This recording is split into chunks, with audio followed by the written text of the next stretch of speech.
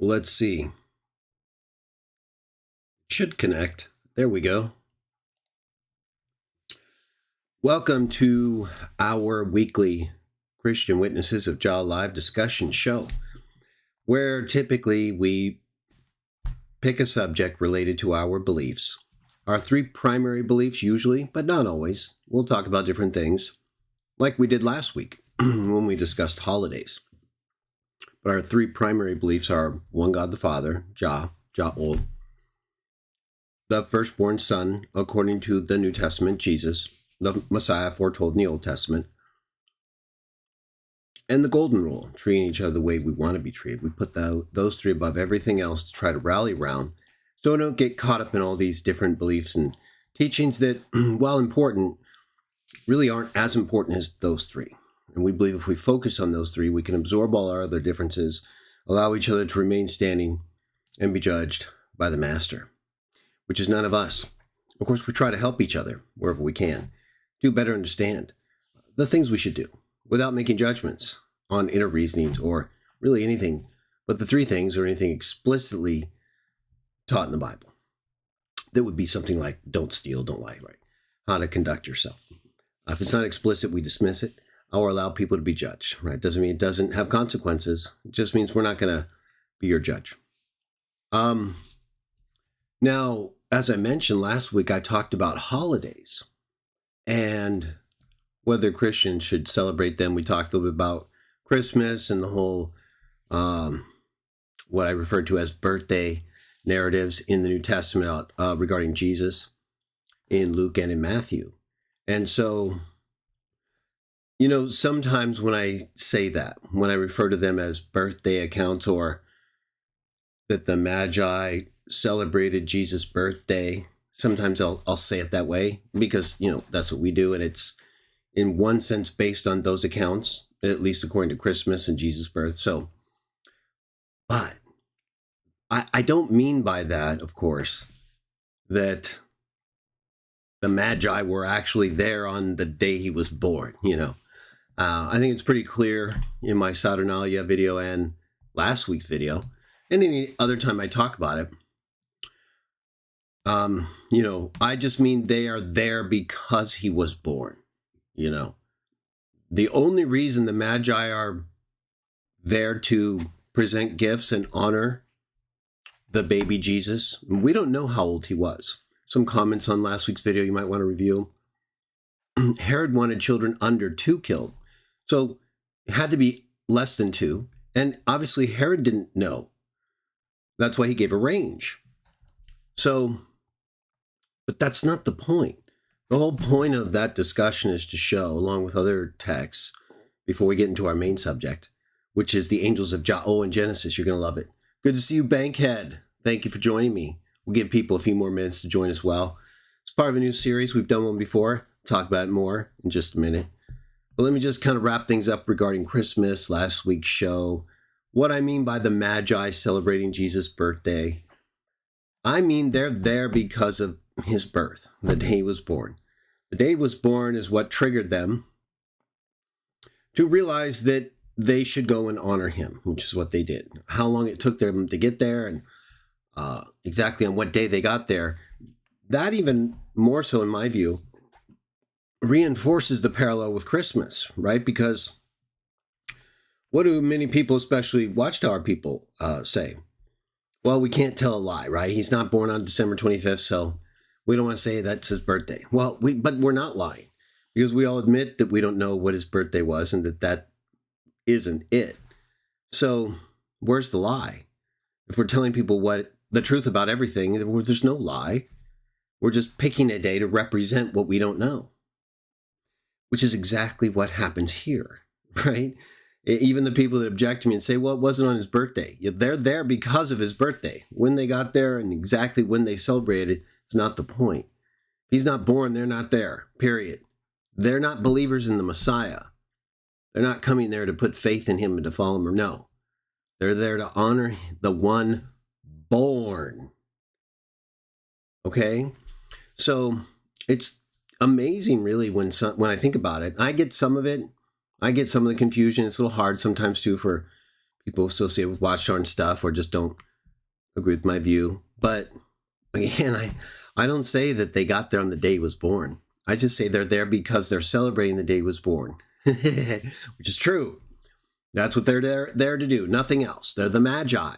They're not people there to put faith in the Messiah other than recognizing that that is him, and their ability to discern the timing of his birth according to astrology and the association with their gifts from demonic princes and spirits that also understand these things, and predictions that are also consistent with certain Old Testament texts talk about cycles, and apply that to what you read in the New Testament about the time when Jesus was born.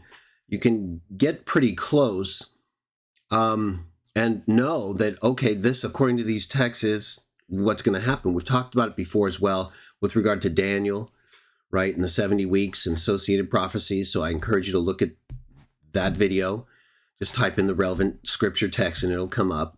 I've also talked about Micah 5, both from a metaphysical and messianic perspective. So I encourage you to look at that as well. But I don't believe they were there on his birthday. I just believe the Magi were there to celebrate his birthday, which they were. That they actually got there and did it on a day that wasn't his birthday. So we agree on that. And that shows that by people today who want to honor Jesus on that day, knowing it's not his real birthday, that's the same thing, right? You're saying that's the same thing that the Magi did, that was approved by the angels and God who watched, who allowed all this to happen in proximity immediate to the infant Messiah, and to honor him with gold, frankincense, and myrrh, after which there was singing and rejoicing and all of these things. So, believe whatever you want. That's all I see it as a sufficient parallel, right? Especially when you look at groups like Watchtower and the things they draw from, right? It's like nowhere near. And there's certainly nothing associated with the negative accounts of birthdays in the Bible that say the birthday is bad, but that the actions are bad. So Watchtower can't even figure that out. So we're dealing with people who have been taught from a very low level and haven't quite got out of it in many cases. Or just, again, it's hard for them to understand certain things. It takes a while sometimes, I get it. But again, if you're going to ignore the reason we're using it or focus on my use of birthday and try to say, well, no, they weren't there on his birthday, as if that changes anything and doesn't, in fact, reinforce the point I had been making with regard to it being a proper basis for celebrating the same thing today, Jesus' birth on a day he wasn't born. So do whatever you want. We don't judge people for it. But if you run around and tell people they're not Christian or make them feel bad because they choose to celebrate a day above another day, and we've got several videos and last week's show where we talked all about this stuff, all these texts, what I'm saying is right there. Romans 14, Colossians 2, Jude. So no, we're not here to make decisions on inner questions for people. And people can put another day above another day and they answer to the master. Doesn't mean it's right. It just means we're not going to judge them for it. We're going to try to be mature and adult Christians and recognize, like we tell ourselves and others when we dedicate ourselves to him, that we make mistakes. We're sinners in need of forgiveness. And as Jesus said, if you don't give it, you don't get it. And it's very important for us, therefore, to give it. We should be over giving it, right? That should be like the primary thing we do. Now, another thing we do when we meet every week, Christian Witnesses of Jah live discussion, right? Everyone's welcome, but when we meet, we focus on things that are usually associated with our specific views, but not always. Again, it can involve things like holidays, seasonal things. We try to take a broad perspective and stick with the Bible without enforcing things beyond the three. Right? If you believe in those three, even if you don't, it's like we don't like you or anything. It's not like we don't think you're a Christian, right? Even Trinitarians, we allow to have their view and not make judgment. We think they're wrong, but it's not so simple, right? We understand this far beyond just us setting a measure against someone and saying, no, consubstantial, you're gone, right? Like they do with us when we say, when God the Father, no Trinity. Either way, we're going to be like our Father, right? We're going to show mercy. We're going to be perfect in the way that we can be perfect by emulating him and the Son. And the only way we can do that is by not condemning people. We can decide what's right and wrong or what we're going to do and not do, but we cannot determine why people do what they do. right? It's as simple as that ultimately. What else we got? Saxo Raghidison. I don't know if I said that right. Jesus didn't remember my birthday. Well, Jesus didn't say a lot of things, right? So that doesn't give us a reason for not to do something. We don't make rules or prohibitions around things Jesus didn't talk about. That's kind of the whole thing, right? If he didn't talk about it, why are we making a rule about it? We leave people alone. Like I said, we've got several videos, Saxo. If you just watch the last several videos I uploaded, it's like 3. They're based on last week's show, but you can like look at the text. In this case, I'd go to the Colossians 2. I think it's part 3. And it says right in there, one day views another as above another day and another does not. They both view it to the Lord. Well, viewing one day above another day is a holiday. That's all a holiday is. It's just setting aside one day above another according to one's custom. Right? And we don't make judgments about people, because if we do that, and I ask you if you have a wedding ring on, Saxo, and you do, or you ever did, and it's still okay with you, people you know, it can get really problematic fast. And that's just one item. But most people who try to object to these things like holidays and stuff and make judgments about people, I find they're completely unprepared to have the same measure held up against them. It usually devolves immediately.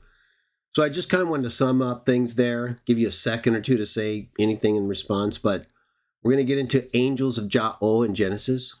So hopefully, though, that explains a little bit more about my understanding of the birthday, you know, what I mean by the Magi celebrating his birthday. And if that's not clear and you just joined us, just take a listen to the last 5 or 10 minutes where I make it clear once again that I'm not claiming that they were there on his actual date of birth. But like we celebrate Christmas today, many of us anyway, you don't have to. You don't think it's wrong. You just can't tell other people that you think they're wrong because they don't think it's wrong. Because the Bible, in Romans 14, part 2 of the series I just mentioned and recently uploaded, you're not allowed to make decisions for other people on these things. No. So you doing so is actually anti-Christian, right? It means you are an anti-Christian. You're an anti-believer in Jesus and in the New Testament. So we'll try to help you get in line, but these are really clear things. So our leash is going to be quick. We will not get off topic because you haven't built a basic foundation yet. Let's see, because we do want to give you a chance, right? Okay.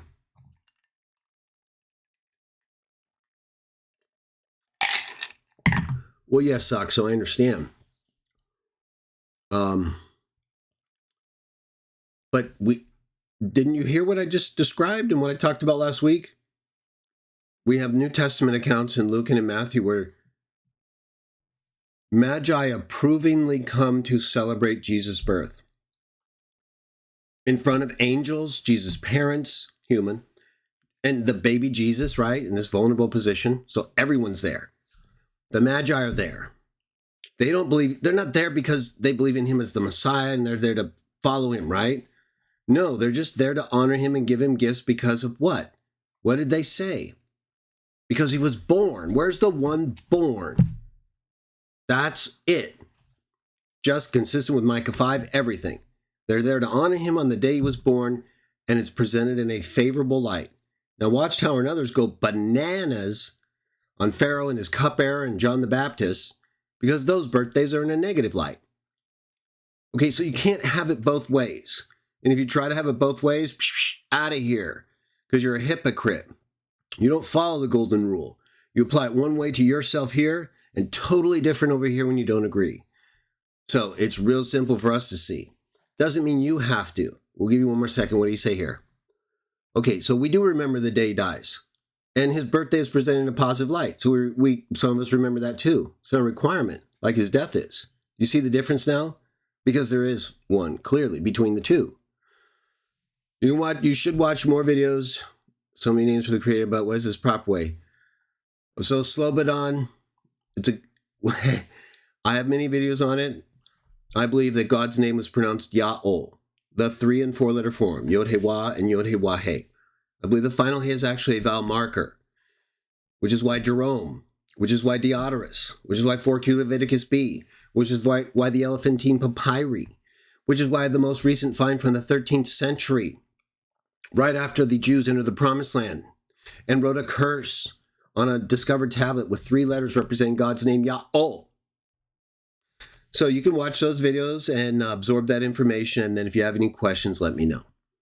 Or Jah, right? We try not to argue too much.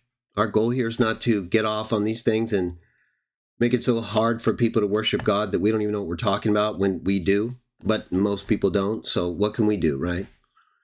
So we just limit our association to the people who aren't going to make a problem out of these things. And we try to be accommodating where it's not a problem. It's real simple. If it's a problem, like if you like to say Yahweh or Yehovah, well, if you guys can't work it out, if you're so pathetic that you've learned all these things about God's name in the Bible and you can't come together with a couple people and work out how to say God's name, just say Jah. Okay, can you do that?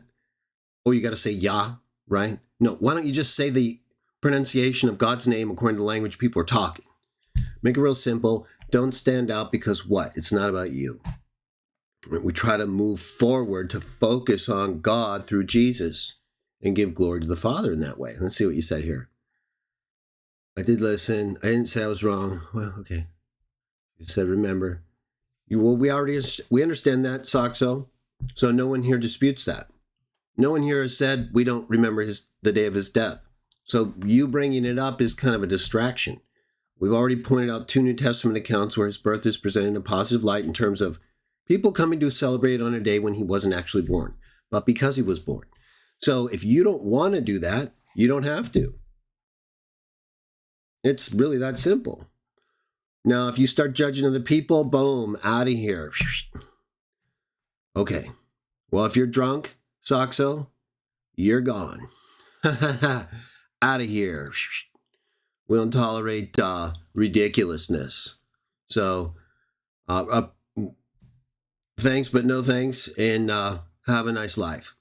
Sonia Carbajal, good to see you. Bankhead, Betsy. Okay, now we got a good group. So Slobodan, hopefully that gave you some information. Watch the videos, though, because we're going to get into our defined subject, and we'll talk about it more in another video. Or comment on those videos if you have questions. So now, we've done a series similar to this one before called The Angels of Jah in Zechariah. And you can see it, if you look at the tabs on the channel, for some reason, in many cases it seems, if not all, when you come to my channel, you don't see my most recent videos if they're live videos. You only see my most recent uploaded videos. I'm trying to figure out how to change that. They now have this thing where they kind of give your recommended videos from my list of things you've searched for from related topics. Have you seen that? But still, the live videos, in my opinion, should be mixed in with just the general upload, all the videos on the home page, And then if you just want the live, well, then click the live. If you just want the uploads, click videos. But the home should have I don't know, I guess that has the playlist, though. Either way, you should always look at the live tab. Is because otherwise, when you come to the channel, you're just going to see the most recent uploads, probably, or playlists, if they've been updated. So consider that. And this falls in that, right? Any live show we do. So we've done a series on this subject because when I was a guest on Faithful Theology's channel. He's a frequent guest and he has his own channel. I encourage you to visit that. He often does many informative discussions, and I was happy to be one of them. And we talked about a lot of things, and he had a question from someone about this account in Zechariah involving an angel that he said was Jehovah or Yahweh, or in our view, Yah-oh. Many of us, let's say Jah, okay? Let's make it easy. And that he was also sent, because this kind of goes against our view and what I've said and others have said, that the Father's never sent, right? Jehovah's never sent. He's always sending, and therefore the one sent is an angel, right? That's similar to what an angel means. We're going to talk about that more here. But we also know, as we've shown, and in that series did show, that these angels represent Yah-oh. They literally talk for him, but they're clearly angels. They clearly do things that limit them and make them not Yahweh, ontologically, essentially, because they have to get words from him, right? They have to talk to each other and relate information. There's more than one that does this, that speaks that way. They all speak that way. In fact, in the book of Acts, and in that series we reviewed, Acts chapter 7, which is what I'm referring to, where you'll see several accounts where angels are referred to as being the ones in those accounts. And yet the accounts, the actual Old Testament accounts, don't say anything about angels. It's just Yahweh, Yahuwah. So, we think Trinitarians often don't want to apply this understanding because it won't work for them. As it is, they have to tell us on one hand, many of them, that Jesus isn't an angel because of Hebrews 1, which isn't true, of course. It even says he became better, mutability, right there, game over. And therefore wasn't an angel. At the time, he hadn't become better than them, right? Like Hebrews 2 says, he became lower than them, gave his life, was raised to life again, better than the angels. Why?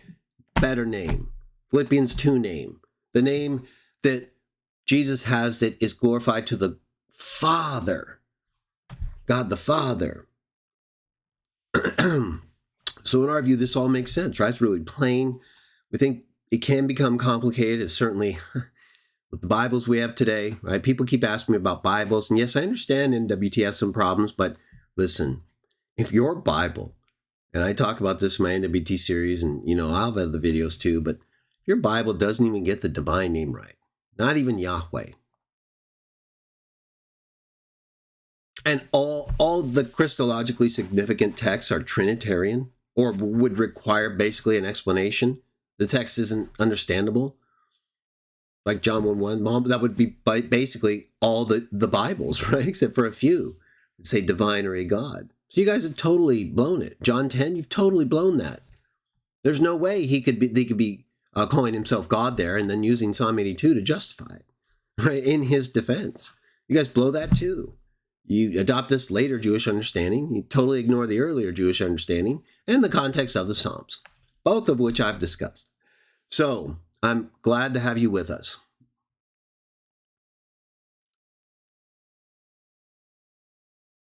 Oh, that's a good comment, Slavidan. We appreciate the contribution. Now, we'll get to that. So this series is going to be about the angels of Jah in Genesis. And we're going to review, we're not going to, as we did in the Zechariah series, we read the entire book. And the reason is, one, it's, not a very long book. It's not like tiny. It's not like Jude, right? But that's about as long as a book as I'll read. Or in Zechariah's case, additionally, the angels are like there the whole way through, pretty much, So what's the point of skipping a few little sections if, 90% has angelic activity or related Yahweh activity, as the angels talking. So that's why we did that. Now with Genesis, that's not the case, right? We don't have like angelic accounts or activity expressly, like where it's very clear the angels are talking and then being sent, right? And so that's clear in Zechariah. In Genesis, it's clear a few times, or in some cases, like you'll see in this reading, many of the texts we're going to read, if not all of them, we see this as angelic activity, even though that's not exactly how it's described. But we can still figure it out. And I'm going to try to primarily use the Old Testament. So we'll review some related accounts to what we read in Genesis, chapters 1 through 5. Just a few texts that, again, explicitly refer to angelic activity. And then in part 2, which will be, hopefully, Jah willing, next week, we'll get into Genesis chapter 6, right? And we all know what's in Genesis chapter 6, right? The famous sons of God account. So we will review that in detail. I've done it already. If you look at my text reading videos, my videos on the flood, where we talk about this account, we review all the chapters in Genesis. It's a couple of years old, but still pretty good information, I think. Hopefully useful. We go into detail. Right? We look at all kinds of stuff. geologic stuff, historical stuff, grammatical stuff, text stuff. So, I'm not going to make every video the same, but we're going to look at some texts here that I believe specifically refer to angelic activity in Genesis chapters 1 through 5. And then we're going to keep going, right? We're going to keep going all the way through the end of Genesis. Now, in Christian Witnesses of Jah, number 33, this is number 37. In number 33, I did a segment about Genesis 19 and the account where many Trinitarians like to, they claim that Yahweh is on earth, raining fire down from Yahweh in heaven. And their understanding, because of that, the way I just explained it, is that there's more than one Yahweh who is, in their view, more than one person of the Trinity, right? It's like this staggered levels of interpretation from one to the other that's not expressly taught in the text, nor consistent with this. It's a historical context. It comes about from what's next. But if we just look at the account, we realize in that video, CW discussion number 33, it doesn't say that. It doesn't say that Yahweh on earth rains fire from Yahweh down in heaven. It just says that after Yahweh is speaking to Abraham, that Abraham goes his way, and the angel who's speaking to him, or Yahweh, that the way Trinitarians want to see, right? Again, they don't make the the kind of connections that we went through in our review of the book of Zechariah and the angels in those accounts. So nevertheless, right, in Genesis 19, so there's a transition like I talk about in show number 33. There's a transition from the time the angel is on earth, as it says, he's on, he's there talking to Abraham, so that's reasonable. He's talking to Abraham, and he says, I'm not going to destroy anything. I can't do anything with regard. He's talking about the destruction, right? He doesn't say he can't go anywhere. He says, I can't. He can't do anything. And it's directly related to what he just talked about, namely destroying the cities. So, but he gives them an opportunity. To Abraham or Lot? I have to look at that again. Either way, Genesis 19, is because it kind of overlap there. Goes from talking to Abraham to talking to Lot. But I believe at that point, who was he talking to? Was he talking to? I think he is talking to Lot, actually, right? Because he was telling him, I can't make it. I can't get away before the destruction. So he sends him to Zoar, a closer city. And we tried to give reasonable approximations for how long it would take, from minutes to several hours, right? And either way, the account transitions right after that. Right after he says, basically, I'm not going to do anything until you get to that city. It says, then Yahweh rained fire down from Yahweh out of heaven. It doesn't even say Yahweh is on earth, which is the very premise, or one of them, Trinitarians allege. The only one we disagree with, right? They're just saying it. You have a transition they ignore. The account doesn't actually even say what they say. It has a double reference, right? Yahweh rained fire down from Yahweh. But we have that same thing in Genesis 4, where Lamech sings about Lamech. It's not an unusual Semitic idiom, right? Self-referential statements like this. The dialogue shouldn't be expected to be the exact same way we talk. The question is, does it say what they say or not, right? All we're saying is, one God the Father. Does it say that? Oh, yeah, it actually does, word for word. 1 Corinthians 8:6. Okay. Does it say Jesus was sent for Savior? Yes, it does, right? John 3:16, 1 John 4:14, many other texts. Is Golden Rule clear? It's clear, right? Does it say it's Yahweh on earth, rain fire down from Yahweh in heaven? No. Let alone Yahweh as a person of the Trinity, right? Not even two Yahwehs or two gods, or it would have to be a consubstantial awareness in the sense that they would say these things, right? Why would they say it if they didn't understand it? It doesn't say they don't understand it. It seemed to be clear. They're just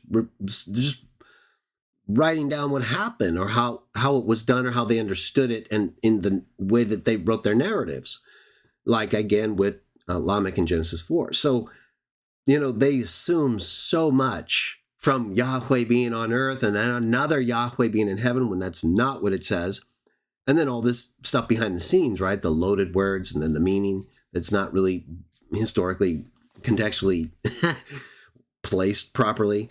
So anyway, I was going to do a clip from that show, CW discussion number 33, and just have the Genesis 19 discussion. I probably still will.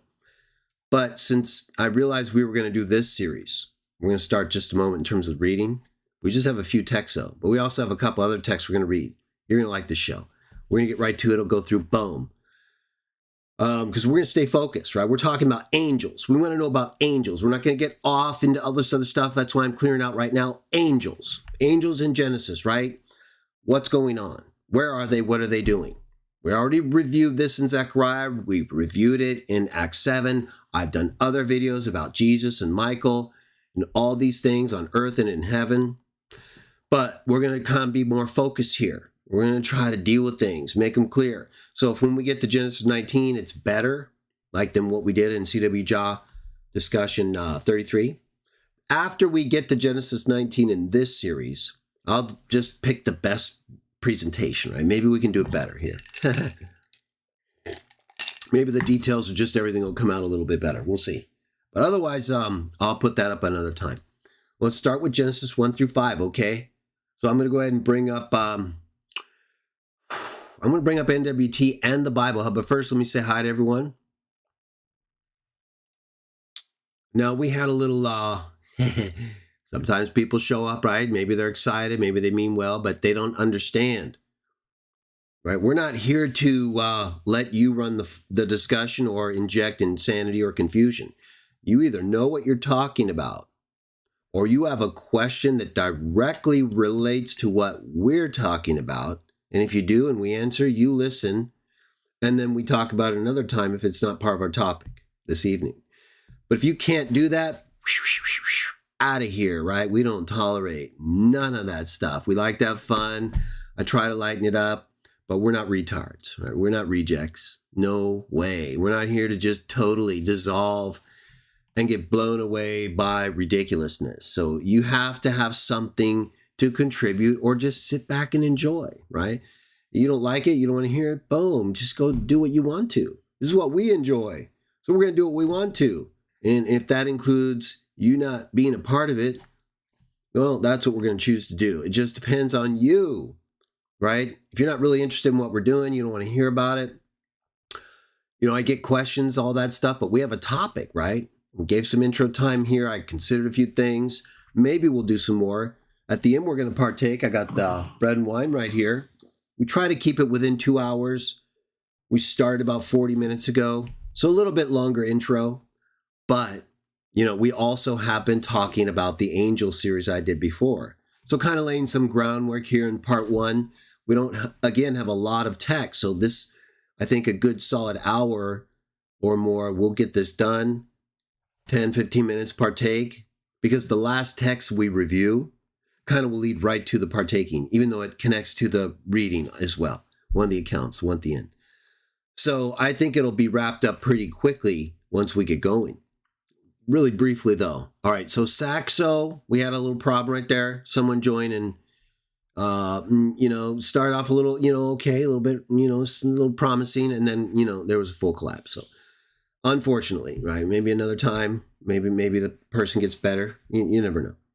Sonia Carbajal, very nice. Betsy, of course, we always saw Bankhead. Very good to see you, Bankhead. I hope you're doing well. And I would like to get together with you again. Me and Bankhead had a meeting one time that I enjoyed. And then right after that, total insanity. And I don't think I've ever recovered. No, I haven't. Not yet. But I do the best I can. And hopefully, things will improve or get better in that way. Miro, outstanding. Very nice. Hope the family's going well. Miro. Has a young and burgeoning family, so we always like to hear the updates. What do we have here? Wife is also having a cold. Okay, well, we hope she feels better. We'll pray. We'll pray for Miro's wife and family, like we pray for everybody. We want God's blessing on everyone, but state of the end, more blessing coming up. Cade 6. Good to have you, Cade. All right, and if I missed you, I apologize. We're going to get to the reading, though, so let's go.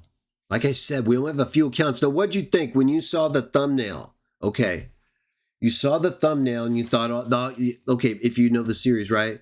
You saw the thumbnail and you thought, okay, I'm good. I'm glad. I like the series. When you saw the content of this first part, Genesis 1 through 5, did you think to yourself what text we might be focusing on?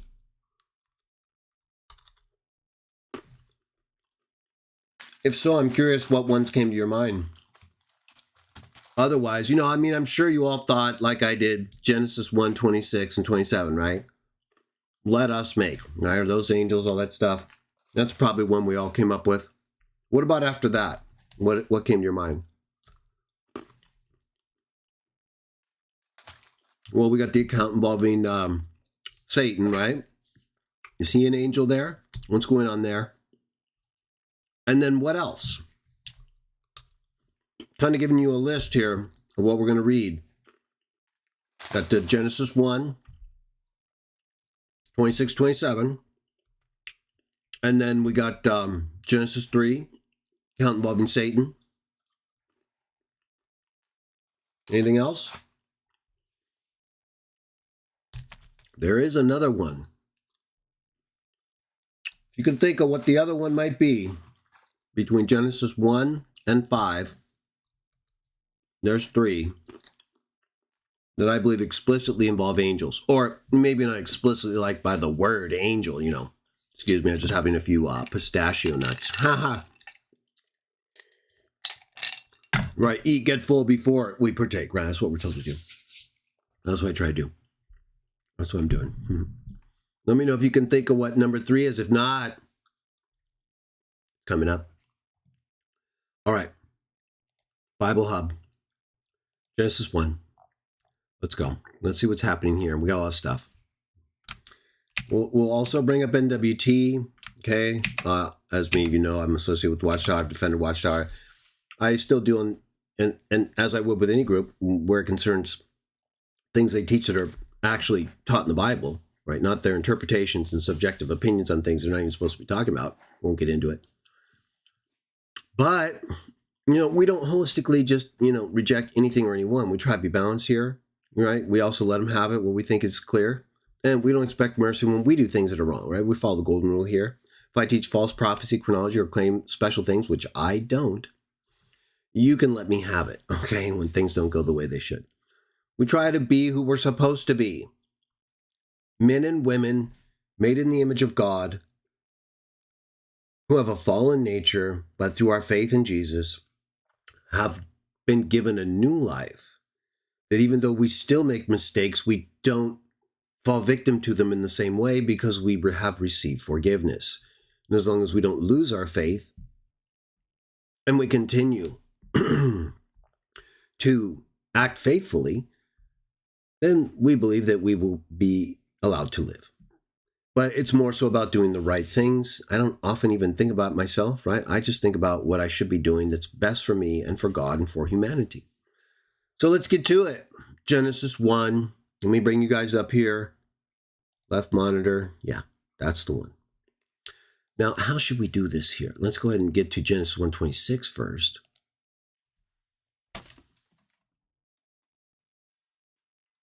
I'll also see if I could bring up another text for us to add to the discussion if necessary. But probably we'll only need the Greek and Hebrew, which we have right here. So let me get the size right. Sometimes, I need to have the whole verse in there for you guys if I'm going to use it. Okay, I think that's good, at least for the English part. Because the NIV is the first one, typically I just go ahead and use it. I will also be referring to, as I said, the NWT. Now, again, I don't expect you, whether you're associated with Watchtower or not, right? I don't expect you to have, this wonderfully positive and warm view of the NWT, but you're not me. I happen to know it, I think, probably better than you. Maybe. So, if nothing else, try to respect my view. I don't hold it as perfect. I don't follow it in every way that the Watchtower people do. I openly correct it where I think I should, even on things like the divine name in the New Testament. But let's be honest here, okay?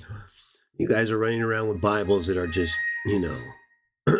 practically unusable from a doctrinal and divine name perspective, right? All that other stuff, great. Yeah, we can look at some things. It's like the homos that tell me, why do I bring up sodomy, right? Well, because that's the biggest problem. It's really simple. And usually it's the biggest problem that people don't want to talk about when they don't want to change. Let's go to the Bible Hub and our text. All right, so we'll use NIV here, but we'll scroll down if we need to, or to get a good view of things. We'll go to the original in a moment. And we'll compare things. Oh, I need to check one other thing. Let me do that. That here. See you guys okay. Right, sometimes we get people, right? We had a few people already that maybe they were okay, like I said. But, if you're really interested in something and you're trying to learn, you can tell. When people think they already know something and they're not really there to learn, I think you can usually tell that as well.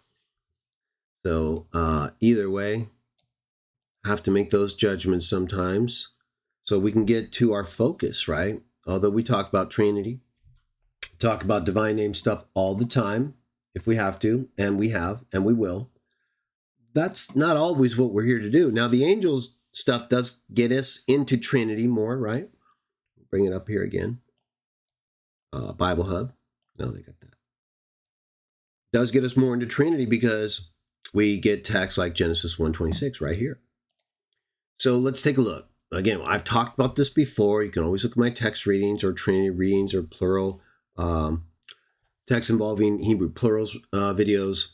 But this is also one of those, and so let's see what we can find out. You're free to ask questions or comment or put things in the chat or try to keep the focus on at least one or more of the texts or issues we're talking about, right? The angels in these accounts. All right, let's not get into Genesis 6 or anything following yet. Got anything you want to comment on Genesis 1 through 5? That's something I think would be good to add or talk about. It doesn't have to necessarily coincide with what I'm talking about that moment, but if it's within those first 5 chapters and it's catching your attention, go ahead and talk about it, and I'll try to include it where I can. Okay, we got that. One more thing, just so I can get going. I don't have to stop the reading. There. All right, here we go. Genesis 1:26, right? So we're focusing again on the angel accounts. I'm not here to read the full context of these accounts because they're not like Zechariah. They're not so connected in a narrative that they run over each other like they do there. Here, they're more sequential, right? This is kind of the things that happen in the progression of creation. And so at this point, it says, then God said, let us. This is the part, right? This part right here, where we get the plural. We have God talking, right? Trinitarians love to point that out. We have God talking. They say, God is plural, Elohim. They usually reject this whole plural of majesty or plural of intensity. They like to see it as plural of Trinity, right?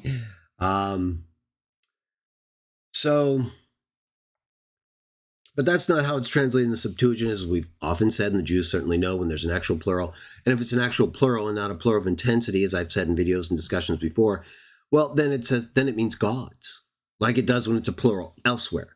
Again, Trinitarians want it to be a Trinity plural. It's just another way to assume the Trinity. If not, then they have to show it apart from their assumption of the doctrine, which they can't do historically, and they can't do grammatically, as I just said. Right? It's gods. Right? And then they try to do the same thing to words for person or face. Right? So even though that's more close and would still be more than one face and wouldn't involve a consubstantiality, and is true for others and isn't translated as a plural like theos, Elohim I just mentioned here in this text. So all of it's against it, but it's still closer to their view, right? But yet they'll still use God and make the same argument of plurality, right? So it's almost like, so what? Right? So what it says God here in the plural? So what it says faces or person in the plural? This is the Trinity. You understand what I'm saying? Just like John 1:1. Doesn't matter if it's John 1:1b. Doesn't matter if it's John 1:1c. They could say whatever they want about the positional difference in qualitativeness. Doesn't matter, right? It's Trinity, like we've proven. Whether it's definite or not, right? It's still Trinity, right? All right, let's get to it. Let us make mankind in our image, in our likeness, right? We've got multiple plurals here. So that they may rule over the fish in the sea, talking about humankind.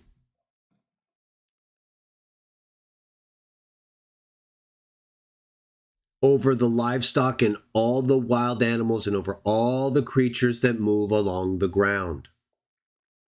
All right, so we've got a reference here. Let's look at the next verse. Verse 27. So God created mankind in his own image. In the image of God, he created them, male and female. He created them. All right. Now, and of course, the animals had been made male and female also. So the part here that where the image is concerned was stated in the prior verse, right? In our likeness, in our image, in our likeness, so that they may rule over the fish of the sea. So the purpose, the image in which they were made was for the purpose of doing this. In other words, we would have to have the capacity, the power of reasoning like God. We're still physical like the animals, but we're not like them in the sense in which we have capacity for thought and the ability to dominate all of the existing creatures the way we do. So the purpose for being this is this. That is, in my view, this is a correct representation of the Hebrew text. So, and also the Greek. The Greek is plural, where it uses a singular for God. It doesn't use a plural here, Trinitarian. But when it's talking about let us make, it does use a plural here. What does it say? Poiesamen, right? So that's the plural ending of poieo. Let us make mankind in our image. Does it say our image? Yes, it does. Hemetaron means our. Let us make mankind, I'm talking about the Greek, okay? So let us make mankind in our image. This is based on the Hebrew. I'm trying to give perspective so it's consistent. So there's no dispute that we've got a plural here is what I'm getting at. Whereas we have a problem with Trinitarians on what the plural means for God, you know, as I was saying a moment ago, as I talked about. We don't have that same problem here. We agree this is plural. So, however, the Hebrew and Greek, the Greek Septuagint, the Jews understood this to be a singular. The Hebrew plural had many uses that Trinitarians simply ignore. It's that simple. None of us dispute it can have a plural meaning, but Trinitarians, or they'll acknowledge a non-plural, intensified, or majestic meaning, and they'll just deny it, right? It has to be Trinity, right? Whatever. All right. No, it doesn't have to be Trinity. And the Septuagint shows that. Singular, God, done. Let us make, plural, fine.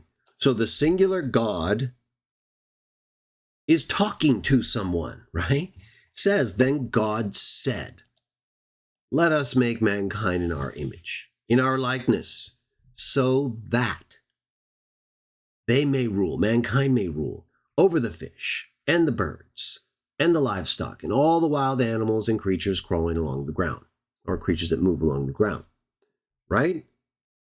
So there's someone here with God, at least one other being, right? There is no, at this time, everybody, okay? And you Trinitarians, yes, this is true. And if you don't, then show us one source outside the Bible that would corroborate this idea that Constantine and Athanasius came up with in the 4th century. They didn't understand a person as anything but a separate individual being. There's no indication anywhere in any biblical or text that is from the same time frame as any of the accounts in the Bible that provide a basis for understanding person as anything but a separate being. Whereas Trinitarians, as we know, reject that entirely, right? To them, a person is not necessarily a separate being. They would say with regard to God, it is not. That there are 3 persons who share an eternal co-equal essence. And so there's only one being. This is how they understand God. Now, again, you won't find that anywhere, what I just described in the Bible. It's always one God is one person, right? The Father.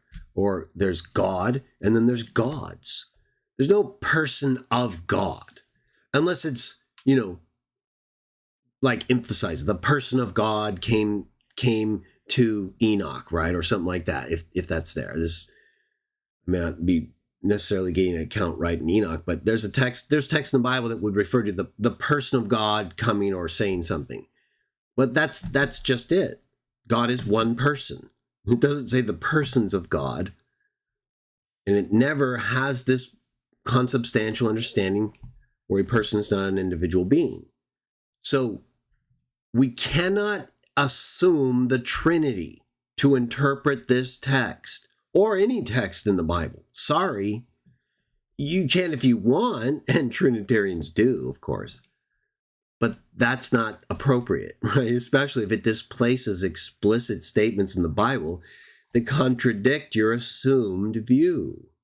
So knock it off, okay, Trinitarians? Thank you very much. Right here, we know we have the one God. If we all want to expand it further, but just keep it in context, we have God talking to others about making mankind in their image so that he may rule over all the creatures of the earth, right? Okay, and then the next verse, this is the only 2 verses in this part of the account we're going to read. God created mankind in his own image. But we know this image is also what? The same image that God himself just described for at least one. We'll see if it's any more that are with him. In the image of God, he created them, male and female. He created them, right? So both male and females are in the image of God because we both have the capacity. We're both in the same image, right? That's why Adam responded to Eve. Of course, the Bible goes on to describe Eve as being made in the image of Adam because she came after him, right? God used Adam as the basis for making Eve in a complementary sense. But they're both made in his image. It's simple as that, right? Because we're basically the same other than our complementing features. All right, so we know for a fact that God is with at least one other being during this period where in Genesis 1, mankind is made.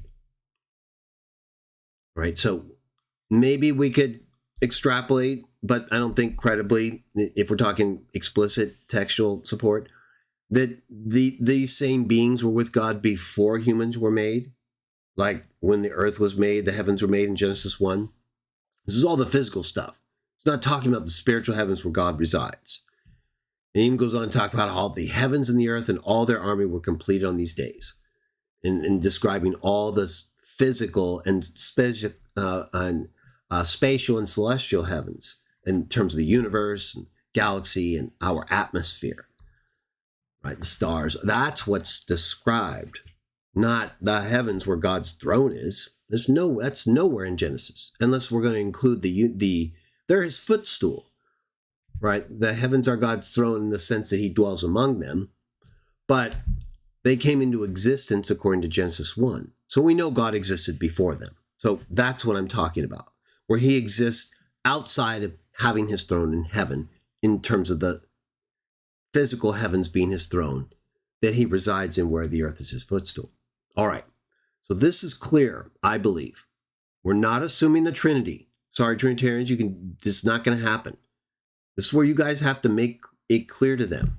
I wouldn't even get in the discussion. Why would you discuss a text with someone where they're assuming so much? It's almost impossible, I know.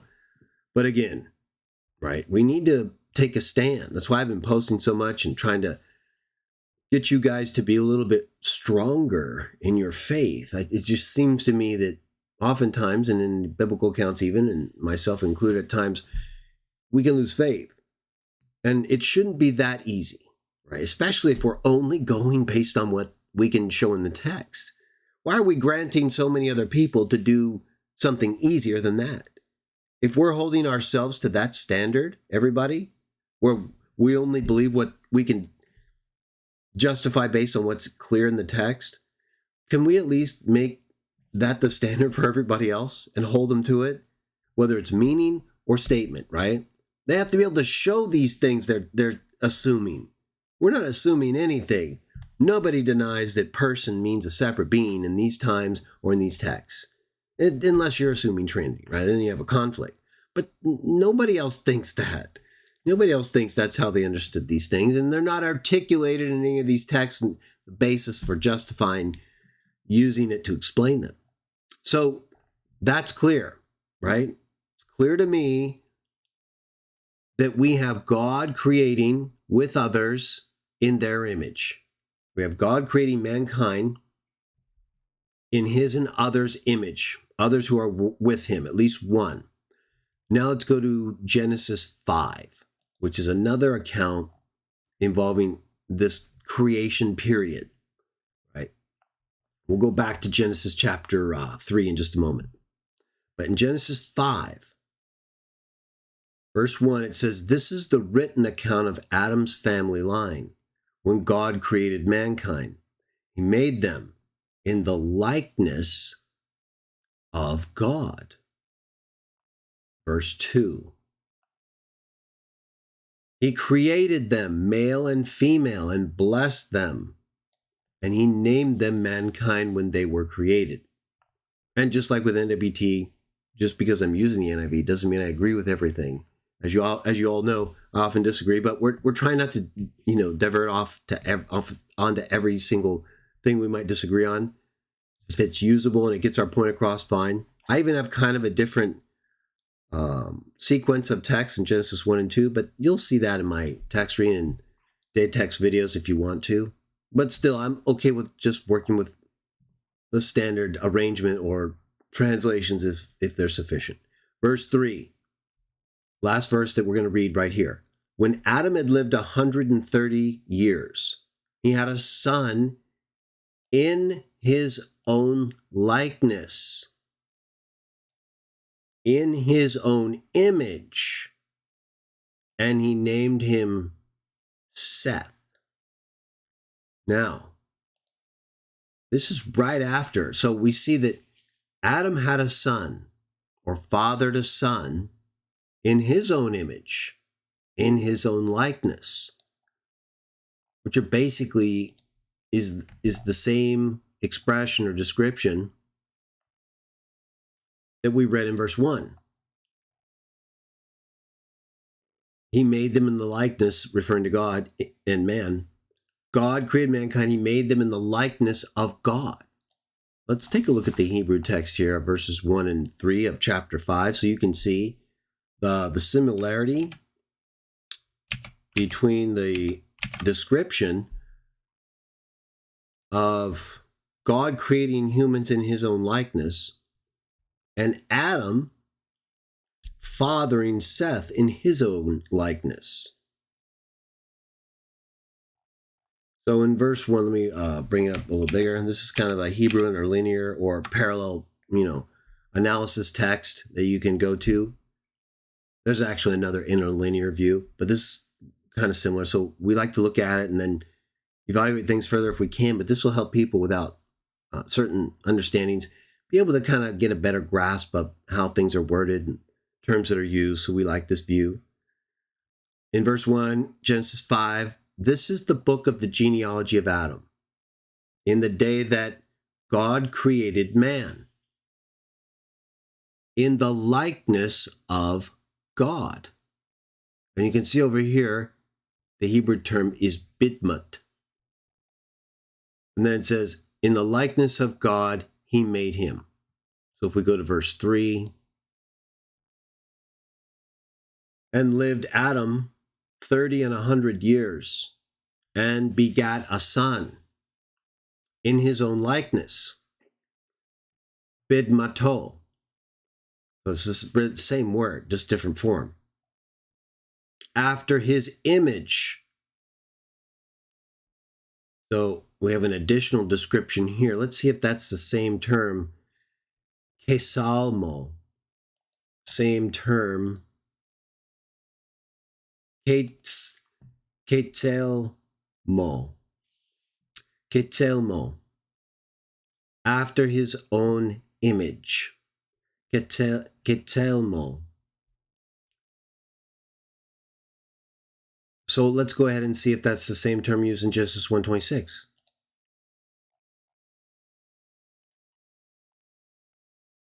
Did God let us make man?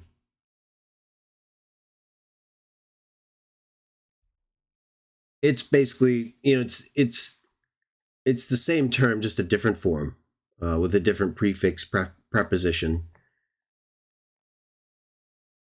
Beitel menu. I'm looking at the Masoretic pointing here. And then below you have kind of an English diacritical evaluation there. In our image. So you have both terms.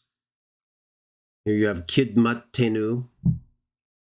You have both of these terms, image and likeness, used of God making mankind in Genesis 1. And then in Genesis 5, you have God making mankind in the likeness, same term as we just read in terms of likeness from Genesis 1. And then in verse 3, when Adam fathers Seth, you get the same terms from Genesis 1 that we just read, in Genesis 1:26. You get the same terms used of Adam with regard to Seth. So I wouldn't read a whole lot into what I'm getting at. We already know there are other beings than God at the creation of mankind. Then we know, according to Genesis 5, that God created mankind. Even though he says, let us make, right? It's still God initiating things. And in the New Testament, as we know, Jesus in John chapter 5 says, he has to watch the Father first before he can do anything. So ultimately, as 1 Corinthians 8:6 also teaches, it has to come out of the Father. You're going to see this kind of play a little bit more in a parallel sense in a moment. Well, in a direct sense, actually, with regard to God, but still, you'll see. Once it comes out of the Father, as I've said in other videos, that's when it's been created. Now, it can be made, it can be molded, right? Things can come out of the Father. The earth can be made out of the Father, but can be formless and void, like Genesis 1 says. But then God's Spirit can operate upon it. Waters can be pulled back, the land appear, vegetation, animals, all the things prior to this reading tonight. Then mankind. Nonetheless, I wanted to point that out, that you have the same terms used for God making Adam in the image of him and those with him, or the one with him at least, and Adam fathering Seth. Likeness and image, they are the same terms. So, and that's important not only because we want to be technically accurate, but also we're trying to understand these beings, right? Well, if we're talking about angels, and we'll get to that more in a moment, if the ones God is talking to in Genesis 1:26 are angels, because, right, it doesn't tell us who they are. We just know God's talking, and he's talking to at least one other person. Okay. But he's talking about making something else like them. So that tells us something about them. And if that tells us something about them, then knowing that the exact same terms are used about one of us making another one of us, I think that's significant and something we need to remember so we have a proper perspective on what that means. Because, we often talk about, the Trinity aspect of Genesis 1:26, but we're trying to understand these beings, right? We know from other texts, this we'll get to and we've talked about before, the angels are spirits or fire beings, and that comes up in a minute, but still there's this similarity that is very clear with regard to our image and likeness and being like them, and then as this is replicated in other human beings. Okay, so now we can see this is basically the core of the creation accounts in Genesis 1-5, right? You have more in chapter 2 as well, but what I'm getting at is you had the whole creation of all from the earth to all the vegetation, the animals, and then to humankind, right? Male and female. We understand these beings, or at least one with God at this time, right? At the point where mankind is made, there is one other being with God. And we've evaluated the creation accounts in Genesis. I've read, all of it. We've looked at Genesis 2 as well. There's just not anything there that isn't right here in Genesis 5. So I wanted to come here because people often don't read Genesis 5. And, we miss certain details like the use of the same terms in Genesis 1:26. So that, combined with it relating directly to our understanding of who this other being or beings are or is with God when mankind's being made, that's significant, right? Okay, so any detail we need to make sure we understand thoroughly so we don't get misled on basic stuff or technical stuff. Okay, so let's take a quick look at other creation accounts. Let's go to Psalm chapter 8, right? We all know this account. Let's look at how else the Old Testament describes the period of time when the Genesis 1 creation was taking place, from the earth to humankind. We'll focus, of course, on any angelic beings that are involved, but remember, we're trying to understand who this other being or beings are in Genesis 1:26, right? Well, what other accounts tell us more about who was there? I think this is one of them, Psalm 8. We have videos on this as well. We've talked about it. I've written about it. Let's go ahead and read 1-8. Look at what it says. Let's go, we'll go to the NIV for a moment. And then we'll come back to this. We're doing pretty good on time. About an hour and 15 minutes. We're going to partake at the end. We've got about 45 minutes to go. Hang with me. A couple more accounts. It's going to wrap up quickly. But we need to know this, right? It's foundational stuff. It's Genesis 1-5, part 1. Angels of Jah in Genesis. We've already done Zechariah. We'll do other books. Let's go through Genesis and see what we can find. Right? We know we've got one other being with God in Genesis 1 at the creation of mankind. We've analyzed certain other creation accounts to help give us a perspective on what it means for humans to be made in their likeness, right? What does that mean?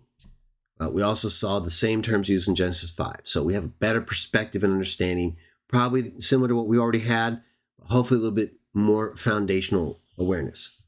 Psalm 8:1. Let's do the big text English reading first. Verse 1, for the director of music, according to Gittith, a psalm of David.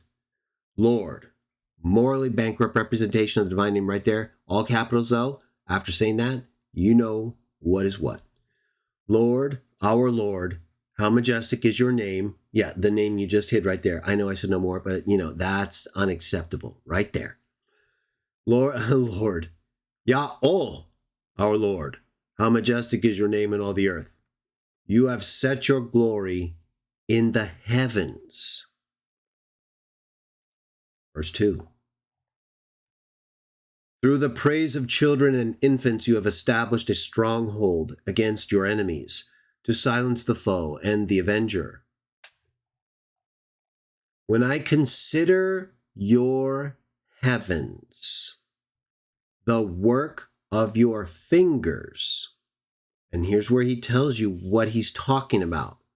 What kind of heavens, right? The moon and the stars, which you have set in place. Some of the very things described in the initial creation periods of Genesis 1. Verse 4. We're reading another biblical account directly related to the creation, as we just read, the heavens and the earth. What did it say in verse 3? Or in the NIV? The heavens, the work of your fingers, the moon and the stars, doesn't refer to the earth yet. Verse 4, what is mankind that you are mindful of them? Human beings, that you care for them. He's blown away, right? Sees all these other things. Why are you so concerned? Why do you care about us? Well, we already know, right? Because we're made like them. We're in their image. So it's a big deal. Verse 5, you have made them a little lower than the angels and crowned them with glory and honor. And of course, as we know, the original Hebrew language says gods, and in the Greek, it does say angels, right? So the Septuagint translators, as we also see in Hebrews chapter 2, translate using a plural form of angel, angelus. But in the Hebrew, it says Elohim, right? Okay. So Elohim is talking in Genesis 1, right?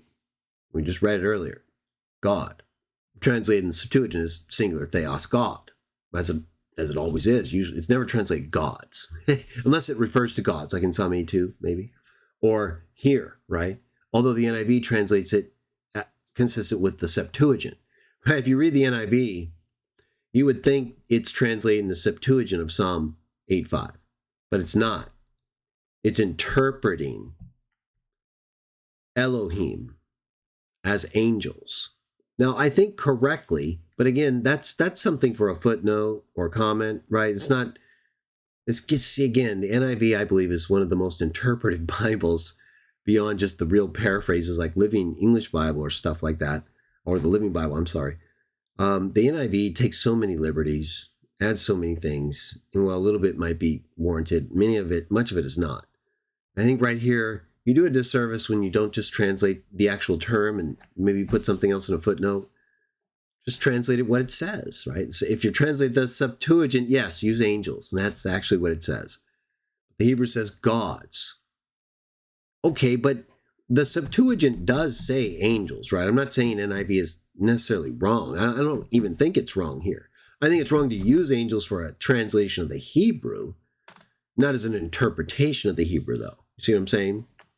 And that's kind of what the Septuagint did too. But remember, for the ancient Jews, the Greek-speaking Jews, angels are gods. But for modern-day Trinitarians, they're not.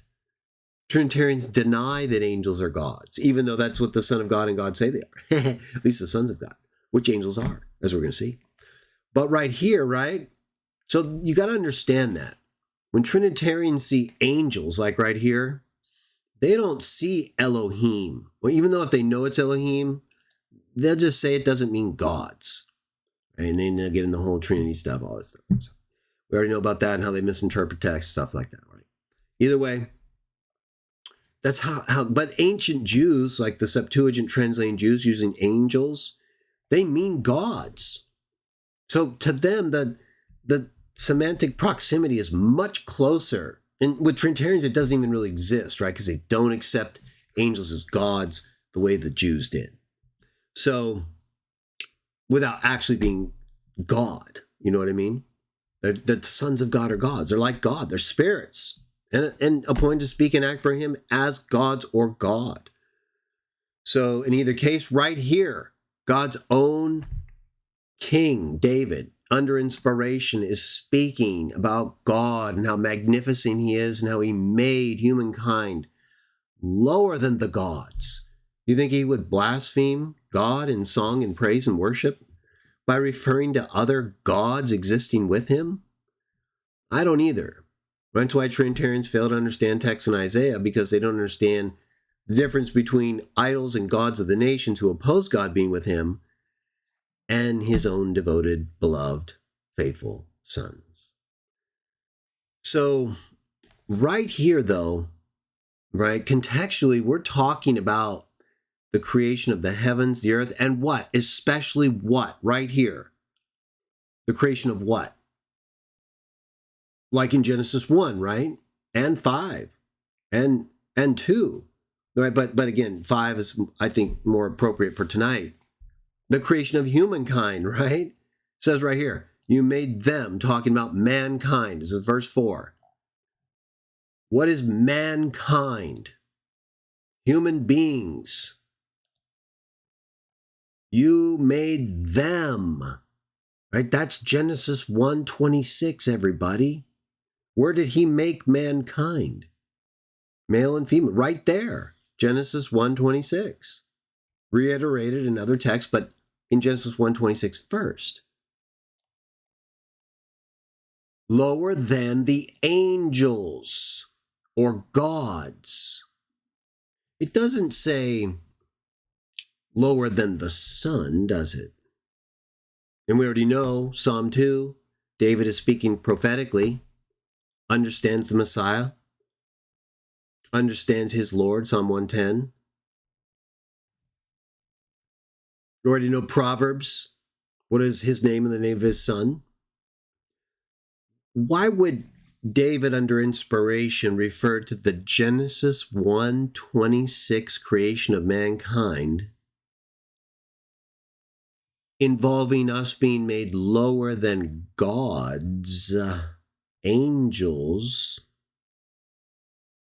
unless that's who was with God, according to Genesis 1:26? Right here, I believe we have an inspired interpretation of what's going on in Genesis 1:26. God made mankind exactly like Genesis 1, Genesis 2, and Genesis 5 and other texts say, in their image. We'll get to the whole let us make part in a moment. And I've talked about it many times before. We want to know who's there, right? We already know Jesus is one through whom God made things. The one who was with him helped put things together. So this is not what we're talking about tonight. It may be in the sense that he's there, but we just want to know, are there angels there or not? Is another person of the Trinity? Doesn't seem like it, right? There's nothing there that indicates that. We have another account right here, okay? We have another biblical account right here that says, when God made mankind, he made them lower than the gods, Elohim, who are identified as angels as far back as the Septuagint. And all throughout Psalms, as I have a whole video on. And the author of Hebrews quotes this text in Hebrews 2, accepting the Septuagint interpretation of Elohim. Done. So, right, it's not added. Right? It's not added like Hebrews 1 uses a Septuagint text that's different textually than the Hebrew text of Psalm 102, right? Different use of the word God right before the quoted text, and inclusion of a whole different word, making it messianic in relation to Psalm 110:1, as I've talked about, differentiating David's Lord from Jehovah, Yahweh, Jah. So we have right here God making mankind lower than gods, angels. According to the divine interpretation of Genesis 1:26 provided to us right here, we know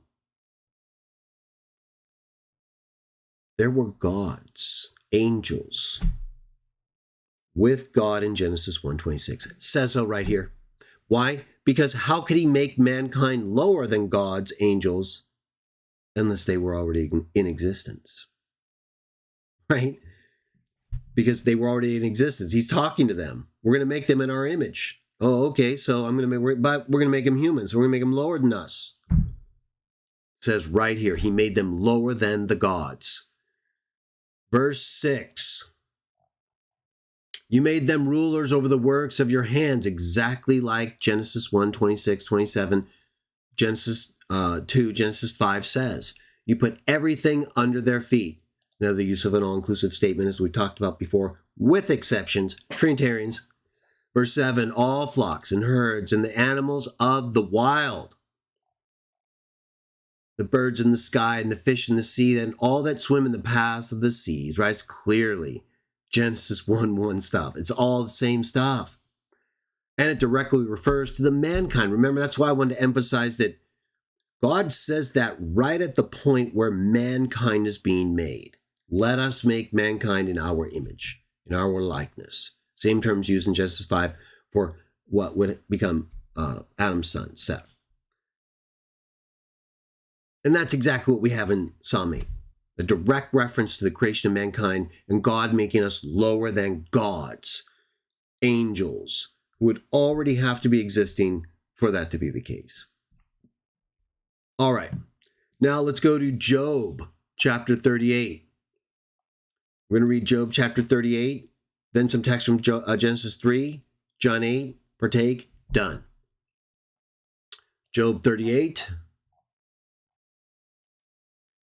And, a lot of people, including you-know-who, like to dispute that this is the same as Genesis 1, right?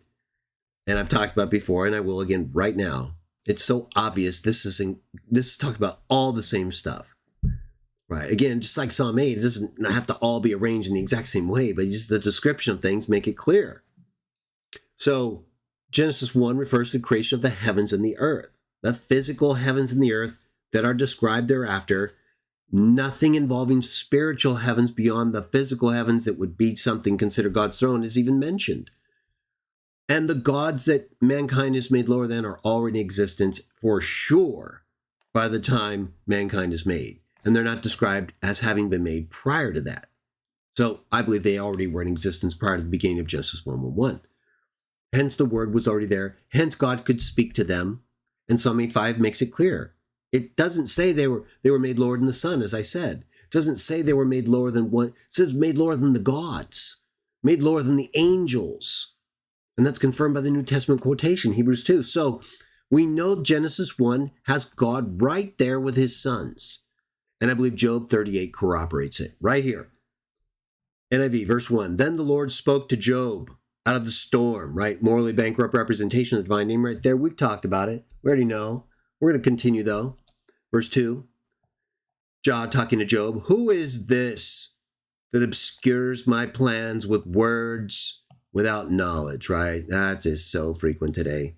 So many people who don't even understand what they say love to say words without knowledge.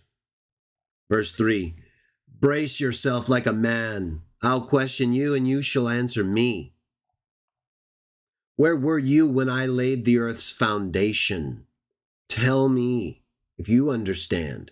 All right, so what do we have here? The earth's foundation. That's like the formative layers of the earth, right? So we clearly have the creation of the earth here, like in the Genesis 1:1 account. Verse 5. Who marked off its dimensions? Surely you know. Again, formative elements. Who sketched a measuring line across it?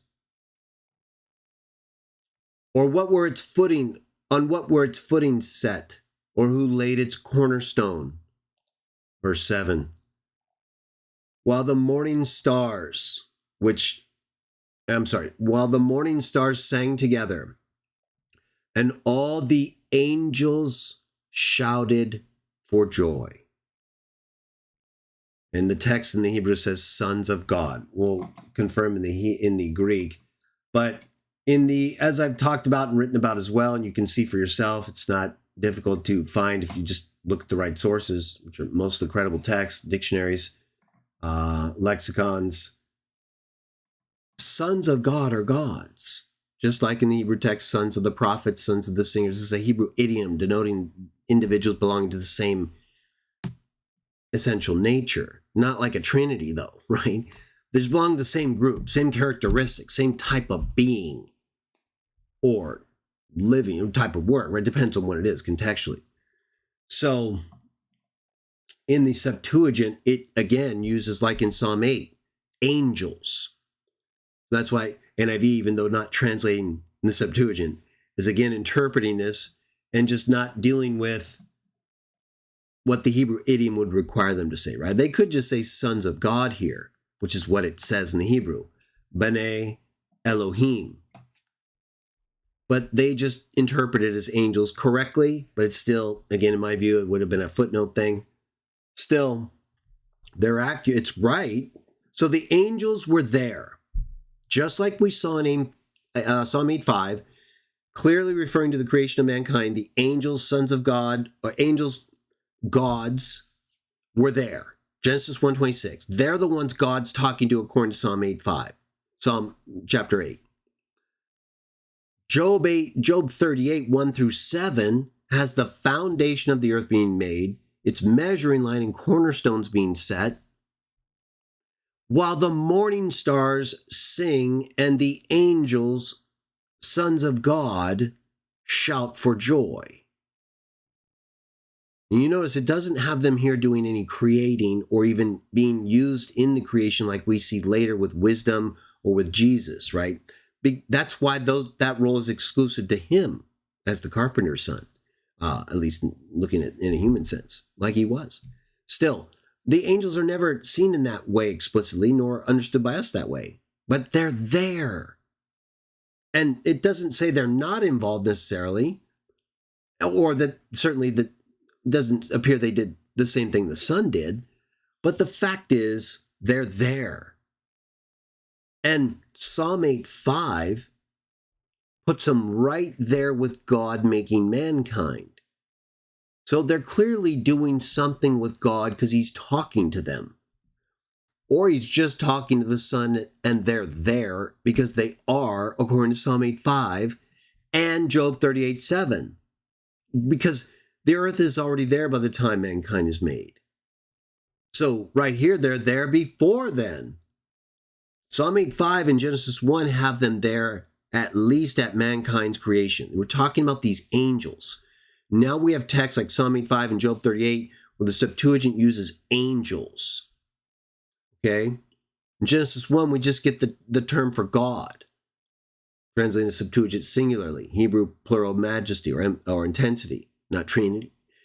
But someone's there with God, and we've identified them now with Psalm 8:5 and Job 38:7 by the point of mankind's creation as angels, as gods, as sons of God, all the same.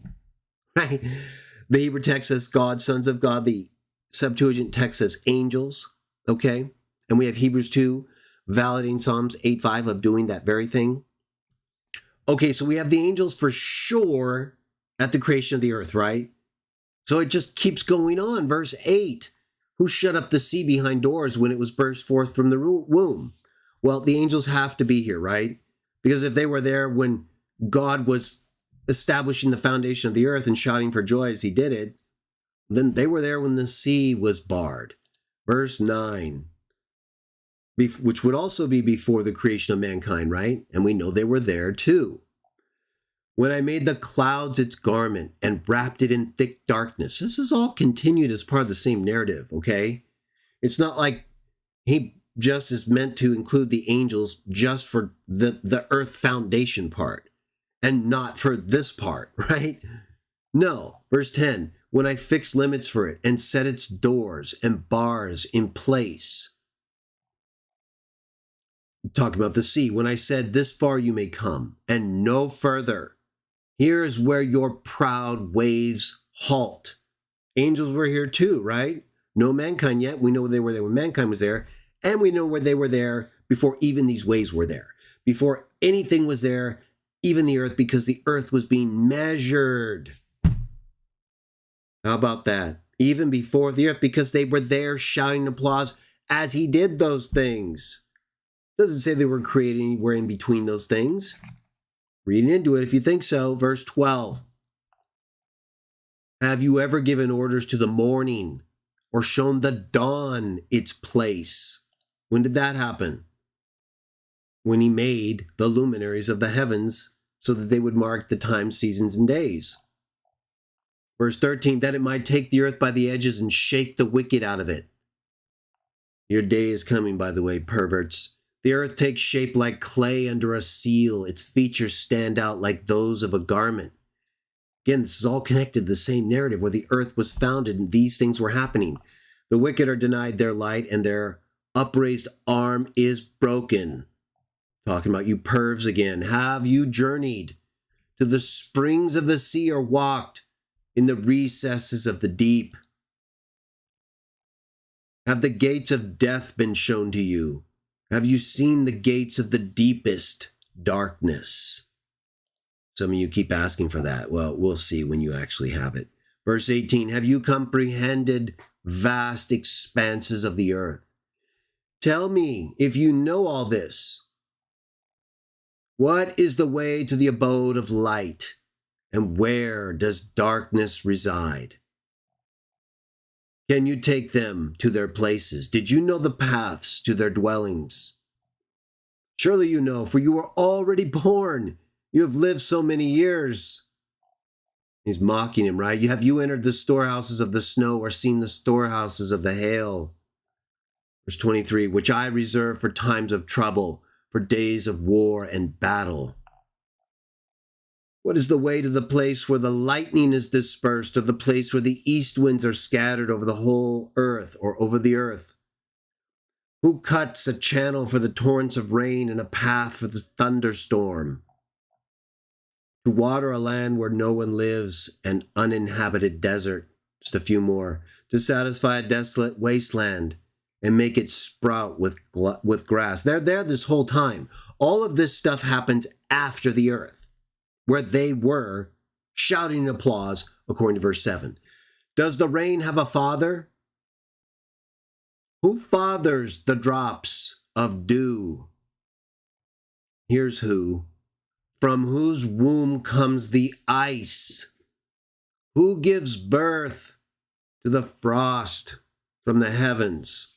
I guess the frost is eternal, Trinitarians, because it's described right here as being born from God's womb. The way you guys seem to think only happens with Jesus, I guess?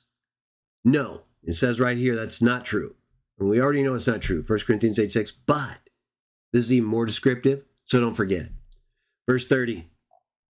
When the waters become hard as stone, when the surface of the deep is frozen, can you bind the chains of the Pleiades? Can you loosen Orion's belt? What are we talking about here, people? We're beyond the earth now, aren't we? Yeah, we're beyond measuring the earth because now we're talking about the stars that provide light. And so we're in full Genesis 1 period creation stuff here. Can you bring forth the constellations in their seasons, or lead out the bear with its cubs? Do you know the laws of the heavens? Can you set up God's dominion over the earth? Again, all Genesis 1 stuff. Can you raise your voice to the clouds and cover yourself with a flood of water? Do you send the lightning bolts on their way? They report to you? Here we are. Who gives the ibis wisdom, or who gives rooster understanding? Who has the wisdom to count the clouds? Who can tip the water jars of the heavens? Again, all Genesis 1 stuff. When the dust becomes hard and the clods of earth stick together. Okay, so you can see very clearly, right? Job 38 has the sons of God, Hebrew text, angels, Greek text, and NIV, shouting applause when God first, before he makes the earth, when he's measuring the foundation, setting the cornerstone. Okay, well, that sounds like even before 1:1, right? In the beginning, God created the heavens and the earth. And then it goes on to say the earth was formless and void before God then acted upon it. So if it had to be measured and have a cornerstone before it could be a formless and void creation.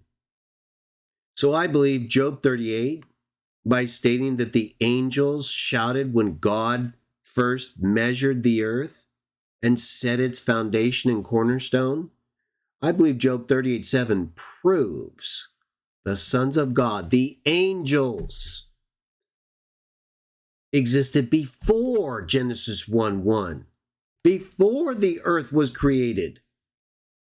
Otherwise, how could they have applauded when it was founded? Either way, that puts them right there no matter what. If it's not before, they're there the whole time.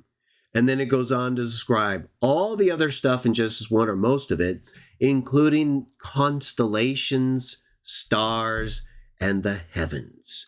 So don't let people make you question whether Job 38:7 has the angels there either when the heavens and the earth were made in Genesis 1:1 or before, if you understood what I was just saying. Okay, Genesis 3. Let's go back and finish our last account, which includes the one account I asked you to think about in terms of whether or not you could.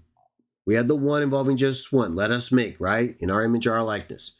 Sons of God, gods, angels. Psalm 8, Job 38. Make this clear from a biblical inspired perspective. No Trinitarianism here. Now, what's this other account in Genesis?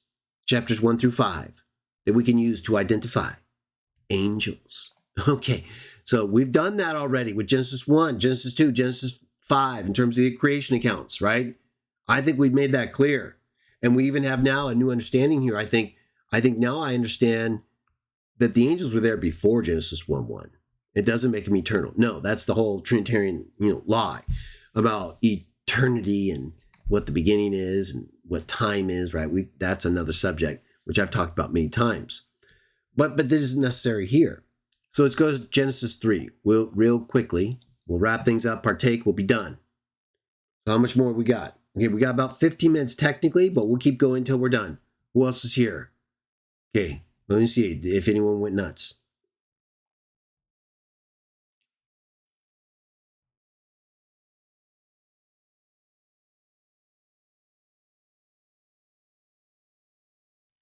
Yes, Soledad. So we have a whole text reading going on, covering the chapters of Proverbs, or at least most of them you mentioned. And I've talked about Proverbs 8. I have a whole video on that, and we'll get to it again. So let's try to stay with our reading, okay? Let's try to stay focused. And yes, we believe that you have Proverbs, you have wisdom speaking all throughout the book of Proverbs. It's very clear. Watch my text reading videos on Proverbs chapters 1 through 4 to this point. And there is an association for sure with Genesis 1. So that's good that you note that. Very, very good observation on your part. We also have Timothy. Thank you for joining us. Very good. You've learned so much after finding our channel. Very nice. We're glad to have you. Of course, things can change. I often find people come. This may not be you, but they'll watch a few videos. They'll love my stuff. Then they'll see one they don't like. Gone, right? That's okay if you don't like it. That's fine. But just try to be more balanced and understanding, right? We all come from different perspectives. You may not like everything. Who does? As long as I provide a benefit to you and encourage you in some way that's positive for God and Jesus, that's good. That's okay with me. Oete, nice to see you. And we've already greeted most other people. So, okay, it looks like you guys are having a good time. Let's get back to our text. Back to the text. Back to the view. You know what's next. Okay. Just have a little pistachio nut here before we get to reading. So we're going to read Genesis 3, right? We got another account here. Okay, so you might be thinking, in terms of what I've been asking you, that this third account, well, we've really only been focusing on the one, right? The whole time when they were there at creation. And different periods in the creation, but still. The second one is really right here, Genesis 3. Let's read verses 1 through 5. NIV. Now the serpent was more crafty than any of the wild animals that Yahweh God had made. He said to the woman, "Did God really say you must not eat from any tree in the garden?" All right, so we have a serpent here who's talking and conversing with the woman. Now it's presented as one of the animals of the garden. I've talked about this before in several videos, but at this point, the woman and the man only know the animals as they've been brought to them and as they've named them. So the account explicitly states that the serpent was understood as being more either curious or thoughtful, right? More thoughtful, I guess, is a good way to put it. So in some sense, Adam and Eve must have understood the serpent that was brought to them, right? He brought all the animals of the field that were made to the man, and he would name them. And the Eve would know what was named, right? So they understood, according to what the account just said, that the serpent was the most thoughtful. There's a couple ways to look at it, but we'll just say thoughtful for now. Curious, right? Comes there and asks this question. So they understood the serpent was very cautious, right? Very more questioning, more evaluative. At least from an animal perspective, right? It stood out to the man, at least, and the woman. The serpent stood out as something a little bit more cautious or curious. And it had a different relationship, right? The ground hadn't been cursed. There wasn't enmity between us and the animals of the earth. Now, I believe that Satan used this understanding of the serpent that they had to trick her. He knew that she understood the serpent, the actual animal, the snake, whatever kind it was. And I believe it was one already that it was on its belly. Yeah, you'll see what I mean. So he used their understanding of these animals, and he knew they understood the serpent to be more curious or thoughtful or cautious, right? More hesitant. So it would kind of get their interest, kind of like us, although we're more fearful of snakes, they weren't, obviously. So they were much more comfortable with all of them, from what the account indicates. So the serpent, they understood as unique, right? They understood the serpent was a little different. The animal, the actual animal, the snake, whatever one it was. They understood it was different in this way. So when it actually started to talk to her, when Satan used it and spoke to her, or actually became it, right? Which would make, again, they can do all kinds of things, right? He could go into Judas. They can inhabit people, demoniacs. Christians can be filled with the Spirit. So this is not beyond them at all, according to these accounts. So he could have appeared as one. He could have used one.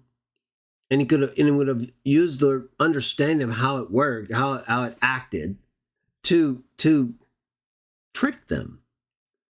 It would make more sense, it seems to me, when reading the account, for Eve to be more open because it knew the serpent was different. There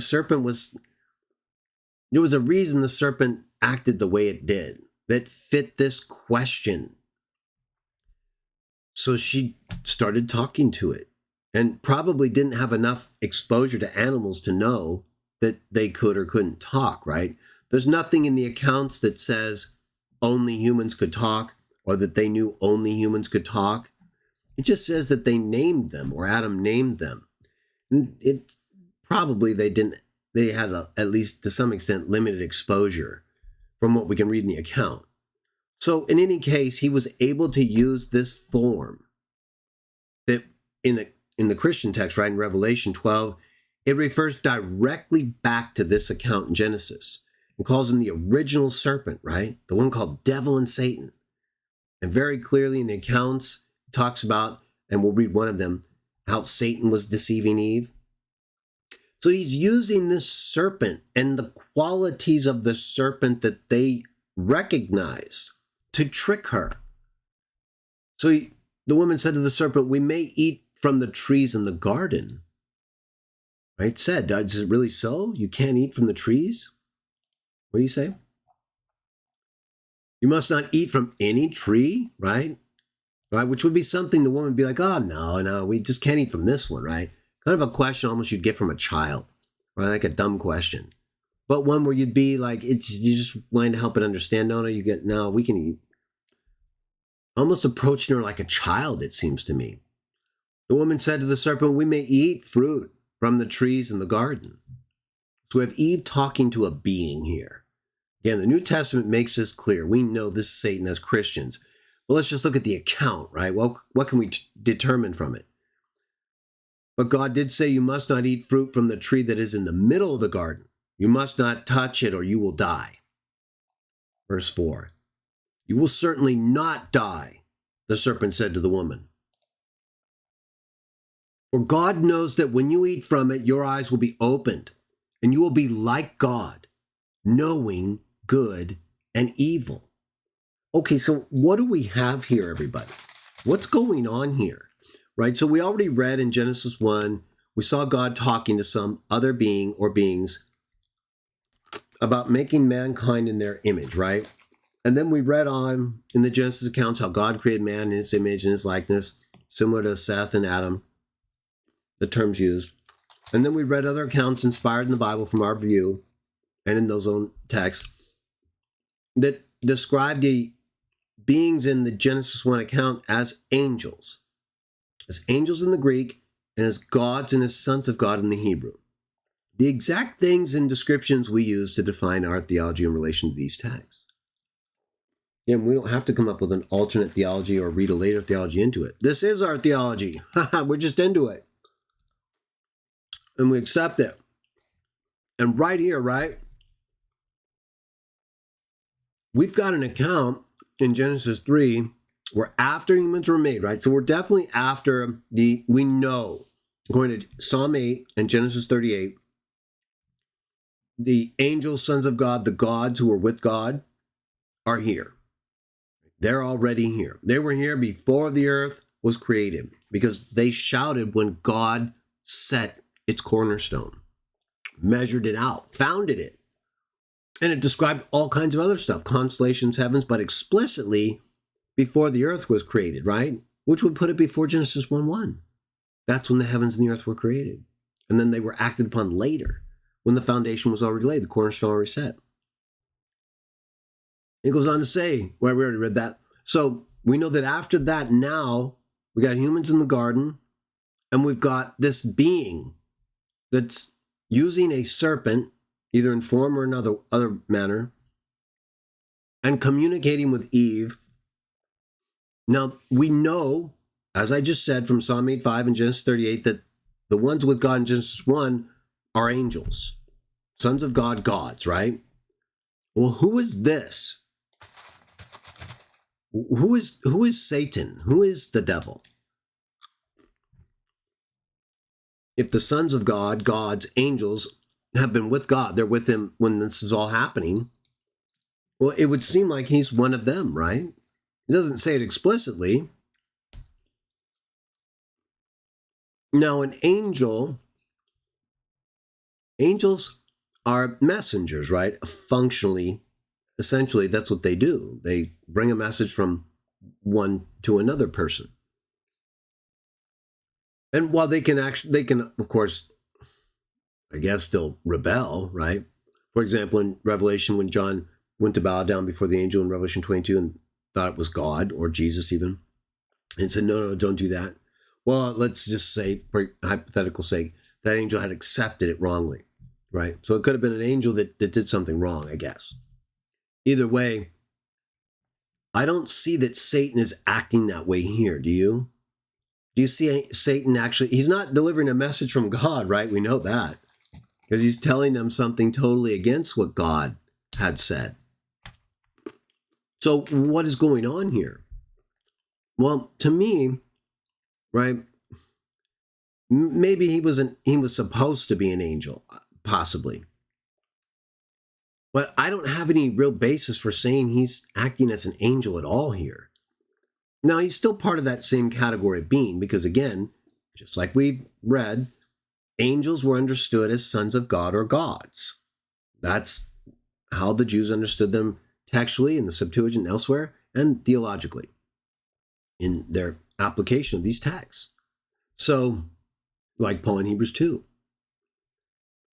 So when quoting Psalm 8, right, with the identifying of angels as gods in that text. So it would seem like Satan is one of these beings, right? Knowing what we know, now just extrapolating from the New Testament a little bit here, it goes on the account, if we read in verses 13, this is the kind of the rest of it. We're getting close to the end here, everybody. Thanks for joining me. It says, Yah, O God, said to the woman, what is this you've done? The woman said, the serpent deceived me and I ate, right? So there's definitely, right? In whose image are we made, everybody? Right? Their image. It said so in Genesis 1. God said, let us make man in our image and in our likeness. And we read that the ones he's talking to, according to Psalm 8 and Genesis, Job 38, are sons of God, God's angels. So, for him to be talking this way to her, right? I mean, there's unusual accounts like Balaam's donkey and stuff like that where angels used, animals. That could be what we have here. We definitely have a being either in form as a serpent-like being or using, like with Balaam's donkey being used. Or, somehow speaking miraculously. We've got one of those beings. They'd have to be a son of God, right? Because it's at least similar enough to Eve to talk to her, to deceive her, to know what's going on in a way that makes sense. Well, that's what we read. Remember earlier? That's how they're able to, that's what being made in the image and likeness of God meant. So that we could rule over the creatures of the earth, to have that capacity to do so. The way the serpent is talking is like the same level. So its intelligence is coming through to the woman. It would have to, right? She would have to understand it in some way. Or even if she didn't understand it, right? That's how it is. The serpent is clearly, and even if you don't see it in this account, not in the way I'm interpreting it, in the New Testament it is. It says this is the original serpent, the ancient serpent. So we know for a fact the only other beings who are in existence other than humans who are like this are the sons of God. The ones who in Genesis 1 God's talking to, or elsewhere identified as angels, sons of God, gods. So Satan would have to be one of those. Now, functionally, he wouldn't have to be an angel, but those are angels. So in some sense, at some point, he probably wasn't, or was at least expected to be an angel or did an angelic work, because they're all identified as the same, at least in the spiritual sense. Again, there may be a functional, actual difference, right? So again, do you see, is Satan delivering a message here? No, that doesn't mean he never did and couldn't have been an angel, therefore. He's certainly in existence on a level that is in the likeness of God, in which Eve is made, so he can talk to her like this, deceive her. Yahweh said to the serpent, because you've done this, cursed are you above all livestock and all wild animals. You will crawl in your belly, you'll eat dust all the days of your life. In my view, referring to the fact that, like we see in Job, Satan is basically here on the earth. Now, at that point, of course, in Job, he wasn't trapped on the earth, in our view, right? That was later when Jesus was resurrected, thrown down. That's when this was fulfilled. Or potentially up until that point, in the sense in which he kept as a preference coming down to the earth, right? God said to Satan, where have you been? We'll get to it eventually. He said, from roving about in the earth and wandering, right? Satan's down here with us. This is what he's doing with Adam and Eve right here. And Jesus says, we're going to read, he was a manslayer when he started. It's where his interest is. And he's ultimately trapped there, right? So that's where he wanted to be. This is what he wanted to be involved with. That's part of the punishment. Okay, you want to affect things down here? This is where you're going to be. And you're going to eat dust the rest of your life down here on the earth. Verses in heaven with me, he made a bad choice. Verse 15, and I will put enmity between you and the woman, between your offspring and hers. He will crush you in your head, and you will strike his heel. So I believe we clearly, based on what I just said, the fact that the only other beings in existence, and that are described from Genesis 1 through Genesis 5, other than humankind made in God's image and likeness, are the God, sons of God, angels that God's talking to in Genesis 1:26, according to Psalm 8 and Job 38. So hopefully you follow me there and would see that therefore, the only being Satan could be at this point is one of those sons of God, God's angels. Now, let's go to verse 22. This is the account that I wanted you to think about or see if you could guess. This is the third explicit, I believe, angelic account. Right? I've already shown how I believe in Genesis 1:26 through 27, and Genesis 2 and 5. We didn't read 2, but 5 kind of gives another perspective on what we've read in terms of the account after Genesis 1 of the creation, kind of looking at it as a completed process, how it's attributed to God, even though it says, let us make in Genesis 1. But then in Psalm 8 and Job 38, we saw that the sons of God, the gods, the angels, were there with God. And we believe one of them was used primarily and preeminently above any of the others, if they were at all, as the one who put things together after they came out of the Father, right? So now in Genesis 3:22, this last account in Genesis 1 through 5, in our new series of the angels of Jah in Genesis, part 1, look at this. Verse 22, and the Lord Yahweh God said, the man has now become like one of us. Here we have again a plural reference and a likeness, right? Trinitarians always like to say no one's like God. Yeah, sure. Knowing good and evil. It doesn't mean we're like him in every way, but we're like him. And Trinitarians never make it nuanced. They just leave it at that when it comes to Jesus, and they show that he's like God. Okay, so we are two Trinitarians. Don't go crazy. He must not be allowed to reach out his hand and take also from the tree of life and eat and live forever. All right, so again, we get this plural reference in Genesis 3, right? That doesn't appear to include Satan at this point, although he's there, right? But he's been addressed in a judgmental way because of his bad behavior.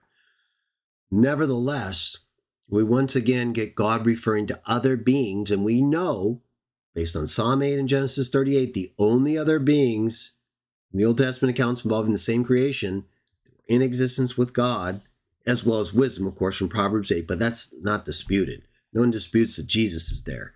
We're just trying to establish that there's others who are there. Sons of God, God's angels. And he's talking to them right here. Okay, right? But then in verse 23, it says, Yahweh God banished him from the Garden of Eden to work the ground from which he had been taken. And then verse 24, after he drove the man out, after he drove the man out, he placed on the east side of the Garden of Eden cherubim and a flaming sword flashing back and forth to guard the way to the tree of life. That's it right there. Did you remember that account when I asked you earlier, or when you saw the thumbnail? And I said there's 3 primary accounts we're going to review, right? The Genesis 1, 2, and 5, but primarily from 1 and 5. Creation account, where it's clear and associated with Psalm 8 and 38 and Job 38. The sons of God, God's angels are there. God's who's God speaking to in Genesis 1. Then we had the account involving Satan in Genesis 3, how clearly he's speaking to her as one in the same likeness. And the only other beings described as being in the same likeness, sons of God, God's angels. We know it's Satan from the New Testament. So we're able to put this together to kind of see what's not explicitly stated, although in relation to Psalm 8 and Genesis 38, it is, right? Because it clearly states in the Greek translation, angels for gods or sons of God, who are described in the same creation accounts of Genesis 1, 2, and 5. And so then we have the plural reference in Genesis 3:22, where it says, now the man has become like one of us, right? So they're all there. They're all there with God as this is happening, and Satan is, of course, the only one who stands out by doing something against God's will. And that's why if we go to John 8, it's the last text we're going to read and we're going to partake.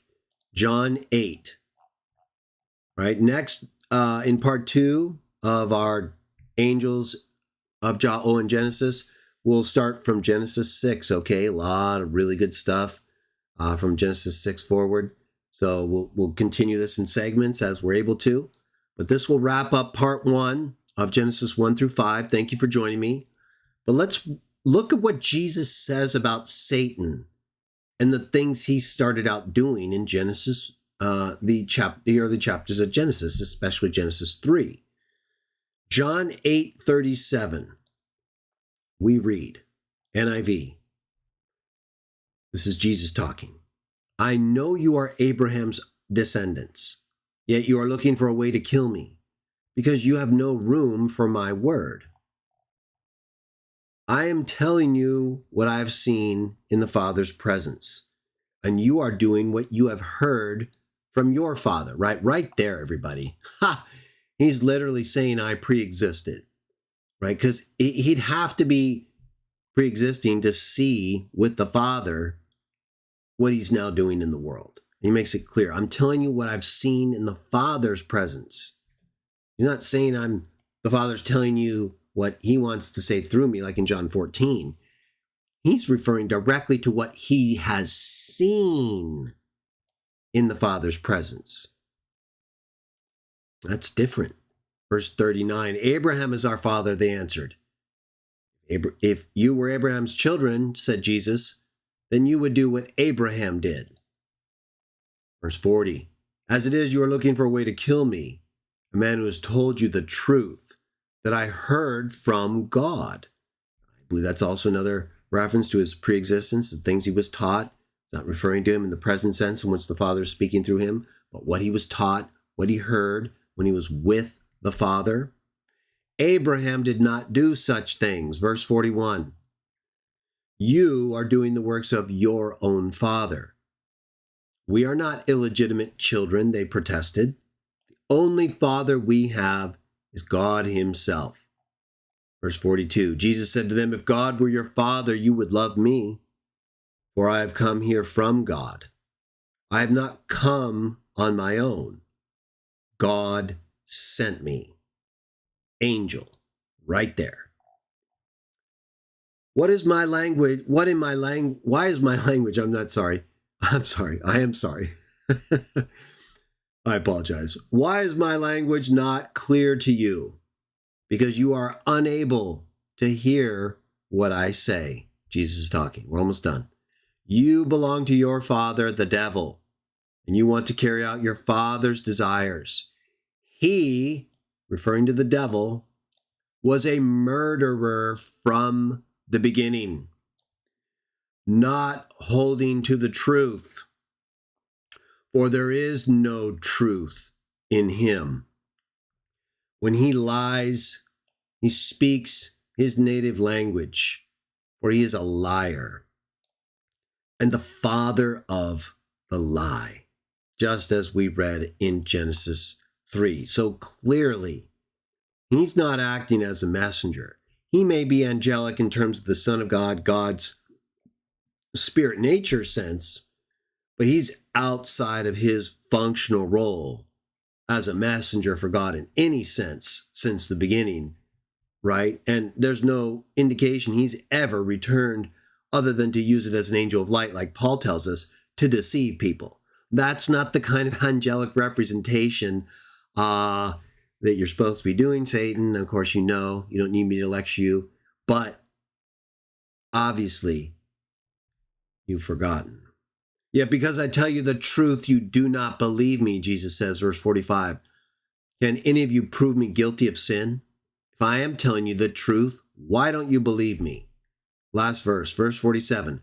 Whoever belongs to God hears what God says. The reason you do not hear is that you do not belong to God. Now, those of you who are part of our group who try to meet regularly every Saturday, wherever I can, whenever I can, I put up a notice if I can and if I can. You know that we do our very best to try to pay attention to the sayings of God, the explicit teachings of the Bible, what we've come to accept as the Word of God, historically reliable, and something we believe has wisdom, knowledge, and understanding of many, many things, including the sayings of God, like in Proverbs and elsewhere, the things Jesus tells us as God's Son, as the one who heard from him and came and said these things. Not like Satan, not like his wicked son who didn't represent him in the accounts that we read from Genesis with Eve and lied to her, created a condition that benefited him, whereas we were given a condition that was meant to benefit us to the glory of God the Father. He does what he does for him. When the Son speaks, he speaks for the Father. When Satan speaks, he speaks for himself.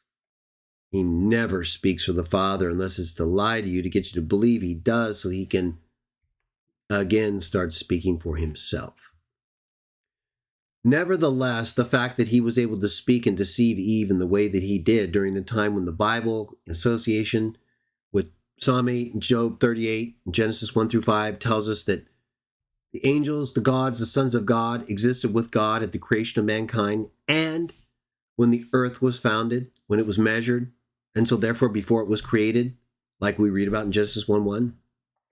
Sons of God were there shouting to praise. They may not have been creating like the Son. We don't say that they were. We don't have basis to do. But they were there. The Son was too. And there's nothing Trinity about it. There's angels about it. There's sons of God about it. There's other gods who aren't the kind of gods who are denied existence by God in Isaiah or elsewhere. They're the gods who Paul accepts exist in heaven or on earth, in spite of the fact there's only one God, the Father. And that's how the Bible presents these beings, these angels, these sons, these gods, together with the one God, who only act as the one God if they're doing the one God's will. Otherwise, they do their own will like Satan. And we have to be careful because we're in a world where he exists and is powerful. But he is not as powerful as God or the sons of God who teach the truth. To the extent we believe the lie or teach lies, we have nothing to do with the truth. So we're here to try to teach the truth where it concerns God, Jesus, angels, gods, and Satan, so that we all can represent things properly according to the best available information. With that in mind, I'd like to partake with all of you who are here with me whenever we do meet during our Christian Witnesses of Jah live discussion shows, usually every Saturday. We partake of the bread and wine at the end of each live discussion because we believe as Christians we're commanded to partake as often as we meet together. And while we may not be in a position to always do so when we meet together, during these shows we try to be prepared. I'm prepared. And so at the end of each show, we give thanks to our Heavenly Father for everything he's done, ask for forgiveness for everything we've done, and that he is with all of us to help us become better people, to rely on his Son, and to teach the truth, not lies, in Jesus' name.